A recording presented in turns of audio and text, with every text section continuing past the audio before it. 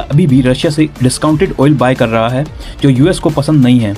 Trump ने कहा है कि अगर इंडिया रशिया से ऑयल लेना बंद करे तो टैरिफ्स कम हो सकते हैं, बट इंडिया ने मना कर दिया क्योंकि हमारा एनर्जी नीड्स हैं और रशिया से सस्ता मिल रहा है।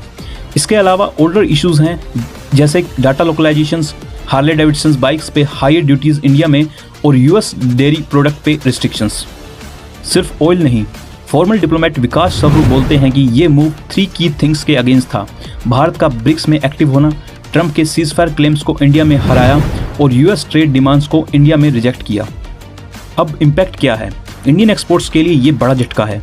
हमारा 70 to 80 बिलियन डॉलर के एनुअल एक्सपोर्ट तो यूएस से ही हैं, जिससे बहुत सारे प्रोडक्ट अफेक्ट होंगे जैसे garments, jewellery, chemicals. Additional 25 to 50% tariff मतलब प्राइस बढ़ जाएंगे। यूएस में कंपिटिटिव नहीं रहेंगे हमारे गुड्स, इंडियन बिजनेस को लॉस होगा, जॉब्स को असर पड़ सकता है। यूएस साइड से भी उसके कंज्यूमर को महंगा पड़ेगा Indian imports.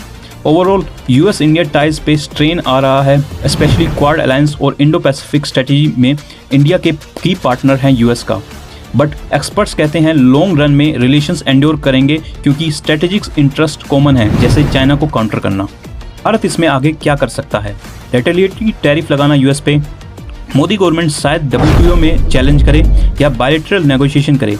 Economist Jeffrey set ने कहा है कि ट्रम्प्स टैरिफ डिस्ट्रक्शन है यूएस इकोनॉमी के लिए भी।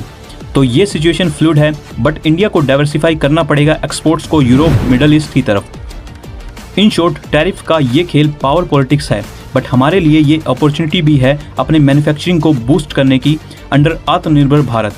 ऐसे ही अपडेट के लिए चैनल को लाइक करें, शेयर करें एंड सब्सक्राइब करना ना भूलें। जय हिंद।